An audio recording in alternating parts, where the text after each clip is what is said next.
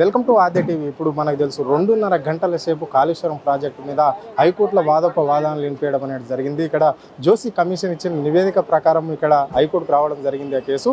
So ఇక్కడ మరి హరీష్ రావు కేసీఆర్ కూడా ఇక్కడ వాళ్ళు అంటే మాకు ఇప్పటి వరకు కూడా ఈ నివేదిక ఏముందో ఏం సమర్పించారో ఇప్పటి వరకు ప్రజలలో కూడా పెట్టలేరు. మేము కూడా పలుమార్లు అడిగినప్పటికి కూడా కమిషన్కి అడిగినప్పటికీ కూడా మన నోటీసు ఇవ్వకుండా మనం పట్టించుకోలేదు అని చెప్పేసి కూడా వాళ్ళు కూడా కోర్టుకు రావడం అనేది జరిగింది. ఇప్పుడు ఏం జరిగింది 2.5 గంటలు అని చెప్పేసి ఇప్పుడు సీనియర్ అడ్వకేట్ లలితారెడ్డి ఉన్నారు మనతో, అడిగి తెలుసుకునే ప్రయత్నం చేద్దాం. మేడం నమస్తే. మేడం చెప్పండి మేడం, ఏం జరిగింది మేడం, లోపల ఏం జరిగింది, ఎందుకని వచ్చారు మీరు ఈరోజు ఇక్కడ 2 కేసెస్ ఫైల్ చేయడం జరిగింది. ఒకటి కేసీఆర్ గారి పేరు మీద, ఒకటి హరీష్ రావు గారి పేరు మీద. సో ఈ 2 కేసులలో కూడా మా ఇష్యూ ఏంటంటే ఎప్పుడైతే కమిషన్ ఎస్టాబ్లిష్ అయింది, కమిషన్ ఎంక్వైరీ జరిగిందో అప్పుడు ప్రాపర్ ప్రొసీజర్ ఫాలో చేయలేదు కమిషన్. బికాస్ ప్రాపర్ ప్రొసీజర్ అంటే ఏంటి అంటే ఇప్పుడు దగ్గర 119 విట్నెసెస్ని ఎగ్జామిన్ చేశారు. సో ఎగ్జామిన్ చేసినప్పుడు ఇంతమందిని ఎగ్జామిన్ చేశాము. సో అక్కడ నుంచి వచ్చిన డాక్యుమెంట్స్ ఇన్ని డాక్యుమెంట్స్ వాళ్ళు ప్లేస్ చేశారు మీకు అగెయిన్స్ట్గా, మీ మీద ఇన్ని ఎలిగేషన్స్ పెట్టారు. సో ఈ ఎలిగేషన్స్కి సంబంధించిన మీ సమాధానం ఏంటి, మీరేమంటున్నారు, ఆ విధంగా రావాలి. సో సెక్షన్ 8B ప్రకారం ఆయనకు నోటీస్ ఇష్యూ చేసుకుంటూ అన్ని డాక్యుమెంట్స్ ఇచ్చి ఒక ఆపర్చునిటీ ఇస్తే సెక్షన్ 8C ప్రకారము ఒక లాయర్ని పెట్టుకుని అంటే లీగల్ రిప్రజెంటేటివ్ కానీ ఎనీ అదర్ పర్సన్ని పెట్టుకునే ఆపర్చునిటీ కమిషన్ ఇవ్వాలి. సో సెక్షన్ 8B కంప్లై చేయలేదు, సెక్షన్ 8C కంప్లై చేయలేదు. సో ఎలాంటి అవకాశం కూడా కేసీఆర్ గారికి కానీ హరీష్ రావు గారు కానీ ఈ కేసులో ఇవ్వలేదు. కమిషన్ ఇవ్వకుండా జస్ట్ నార్మల్ ఎగ్జామిన్ చేసేసి మీరేం చెప్పాలనుకుంటున్నారో చెప్పండి అంటే ఇప్పుడు ప్రాజెక్ట్ గురించి చెప్పండి ఏం జరిగిందంటే ప్రాజెక్ట్ గురించి ఏం జరిగింది, క్యాబినెట్లో నిర్ణయం తీసుకున్నాము, సో ఏ విధంగా జరిగింది, ఎంత ఖర్చు అయింది, తుమ్మిడిహట్టి అక్కడ కాకుండా ఈ ప్లేస్లో ఎందుకు జరగాల్సి వచ్చింది. సో ఇట్లాంటి విషయాలే న్యాచురల్లీ ఎవరైనా చెప్తారు. అంటిల్ అన్లెస్ యాక్చువల్ అలిగేషన్ ఏంటి, నా మీద మిగతా విట్నెస్లు మోర్ దెన్ 100 మందికి పైగా విట్నెస్లు మా మీద ఏం చెప్పారు, ఏం అలిగేషన్ పెట్టారు, వాళ్ళు ఏం డాక్యుమెంట్స్ ఇచ్చారు. సో అది ఆ ఒక ఆపర్చునిటీతో ఇది ఇవ్వాలి కదా. ఇవ్వకుండా ఏకపక్షంగా అంత కంప్లీట్గా అలాంటి రిపోర్ట్ ఇవ్వడం అనేది అయితే చాలా తప్పు. సరే అలాంటి రిపోర్ట్ ఇస్తే కూడా ఫస్ట్ ఆ రిపోర్ట్ రాసిన తర్వాత ఎవరైతే పర్సన్స్ మీద అలిగేషన్స్ వచ్చాయో వాళ్ళకైతే కాపీ ఇవ్వాలి. ఇవ్వకుండా మొత్తం పబ్లిక్ డొమైన్లో అంటే గవర్నమెంట్ డొమైన్స్లో వెబ్సైట్స్లో అన్నిట్లో కూడా ప్లేస్ చేసేసి ఒక పవర్ పాయింట్ ప్రజెంటేషన్ అనేసి ఒక 60 పేజీల ప్రజెంటేషన్ 4th ఆగస్ట్కి దాన్ని గవర్నమెంట్ వెబ్సైట్లో పెట్టేసి ఒక 3-man కమిషన్ పెట్టామని చెప్పేసి సో ఇలాంటి ఇర్రెగ్యులారిటీస్ అన్ని కమిట్ చేశారు. సో ఇర్రెగ్యులారిటీస్ ఏదైతే ఉందో దాన్ని ఛాలెంజ్ చేసుకుంటే ఈరోజు కోర్టులో కేసు నివేదికలో ప్రధానంగా కేసీఆర్ ఇక్కడ కుర్చేసుకుని కట్టించిండు కాళేశ్వరం ప్రాజెక్టు అని చెప్పేసి ఇక్కడ పేర్కోవడం అనేది జరిగారు. అంటే ఆయన డైరెక్షన్లోనే ఇక్కడ నడిచింది, ఆయన కన్సందంలో అంటే ఇక్కడ ఇరిగేషన్కి సంబంధించిన నిపుణులను ఆయన అడగలేదు, మళ్ళీ క్యాబినెట్లో ఆమోదం పొందలేదు, మళ్ళీ ఇక్కడ గవర్నర్తో కూడా నివేదిక ఆమోదం పొందలేదు అని చెప్పేసి ఈ నివేదికలో ఉంది అని చెప్పేసి ఇక్కడ కొంతమంది అంటారు. వాస్తవం అదే చెప్తున్నాను. ఇప్పుడు అలాంటి ఆపర్చునిటీ ఇవ్వలేదు, దానికి రిలేటెడ్ అడగలేదు. ఫస్ట్ అండ్ ఫార్మోస్ట్ థింగ్ ఏంటంటే అసలు అలాంటి రిపోర్ట్ అలాంటి అనడమే తప్పు. ఇప్పుడు ఏకపక్షంగా కూర్చొని తను ఒకరే నిర్ణయం తీసుకుంటే అవుతుందా నిజంగా ప్రాక్టికల్గా జరిగే విషయం అని చెప్పండి. ఎంత అబద్ధం అది.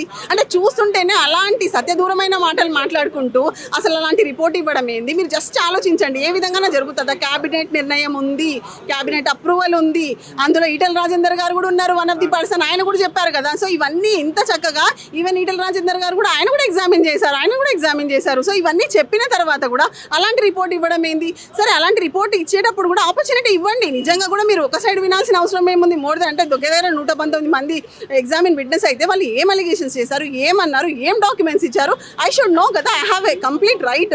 ఇప్పుడు మీరు కిరణ్ బేడి గారి కేసు కానీ మేము ఈరోజు చూసారు, మీరు కోర్టులో కూడా అవన్నీ సబ్మిట్ చేయడం జరిగింది సైటేషన్స్లో. ఎల్కే అద్వానీ గారిది, కిరణ్ బేడి గారిది కానీ, విజయభాస్కర్ రెడ్డి గారు. సో ఇట్లాంటి ఇష్యూస్ కూడా అన్ని కోర్టు వారి ముందు చెప్పడం జరిగింది. సో కోర్టు వారు అన్నీ చాలా విన్నారు, అవన్నీ విషయాలను కూడా విన్నారు. సో ఇది గవర్నమెంట్ ఏమైతే చేసిందో ఇట్లా ఓపెన్గా వెబ్సైట్స్లో పెట్టడము రిపోర్టు, దాని పవర్ పాయింట్ ప్రజెంటేషన్స్ ఇలా అంతా చేసింది అని మరి చేశారా అంటే ఫస్ట్ ఆఫ్ ఆల్ అయితే ఒప్పుకోలేదు. తర్వాత we have shown the proof. Subsequently ఏంటంటే ఒక క్వశ్చన్ అడిగారు, మీరు ఈ రిపోర్ట్ని అసెంబ్లీలో పెడతా అంటున్నారు. సో ఈ అసెంబ్లీలో పెట్టే రిపోర్ట్ ఏదైతే ఉందో ముందు రిపోర్ట్ పెట్టేస్తారా, లేకపోతే యాక్షన్ పెట్టాక మీరు రిపోర్ట్ పెడతారా, ఏంటి యాక్షన్ తీసుకున్నాక అనేసి అడిగారు. తనకి సమాధానం చెప్పలేకపోయారు. టైం తీసుకున్నారు, గవర్నమెంట్ నుంచి ఇన్స్ట్రక్షన్స్ తీసుకుంటాను. ఇక్కడ సోషల్ మీడియాలో కూడా ఆల్చల్ అయిపోతుంది ఈ రిపోర్ట్ నివేదిక మొత్తము. అంటే ఫ్రాడ్ చేశారు, అంటే 1,000 కోట్ల రూపాయలు బీఆర్ఎస్ నాయకులు మాత్రం మాత్రం ప్రజల సొమ్మును దోసుకున్నారు అని చెప్పేసి ఇక్కడ వాళ్ళు చెప్పడం జరుగుతుంది. మరి దీన్ని ఎట్లా చూస్తారు? ఇప్పుడు ఆ విషయాలు చెప్పేది ఎవరు, ఏ విధంగా వచ్చింది? నేను ఏమంటున్నానంటే అలాంటి అలిగేషన్స్ ఏమన్నా ఉంటే ఖచ్చితంగా అలాంటి అలిగేషన్స్కి సంబంధించిన క్వశ్చన్స్ అడగాలి. అలాంటి అలిగేషన్స్కి సంబంధించిన ఏ క్వశ్చన్ అన్న ఎగ్జామినేషన్లో అప్పుడు అన్ని ఒక దగ్గర 29-30 క్వశ్చన్లు ఏమో అడిగారు. ఆ క్వశ్చన్లలో ఏమన్నా ఉందా? మరి అట్లా లేనే లేదు. ప్రాజెక్ట్ గురించి చెప్పమన్నారు. ప్రాజెక్ట్ ఎస్టాబ్లిష్ చేయడానికి ఎన్ని రోజులు కంప్లీట్ అయింది, ఎక్కడెక్కడ అయింది, ఎన్ని సంవత్సరాలు పట్టింది, ఎంత టైం పట్టింది, తుమ్మిడిహట్టి నుంచి ఎందుకు చేంజ్ చేయాల్సి వచ్చింది, మహారాష్ట్ర వాళ్ళు ఎందుకు ఒప్పుకోలేదు, అన్ని విషయాలను కూడా హరీష్ రావు గారు, కేసీఆర్ గారు అన్ని క్లియర్గా చెప్పారు. చెప్పిన తర్వాత కూడా దాని మీద ఏం జరిగిందని ఇదన్నీ పక్కన పెట్టేసి ఇంటెన్షనల్లీ ఒక రాజకీయ కుట్రతోటి ఇంత పెద్ద ప్రతిష్టాత్మకమైన ప్రాజెక్ట్ని ఎక్కడో ఇచ్చేసేసి అంత అంటే వాళ్ళు ఎలాగో కట్టలేరు, వాళ్ళు ఏమీ చేయలేరు.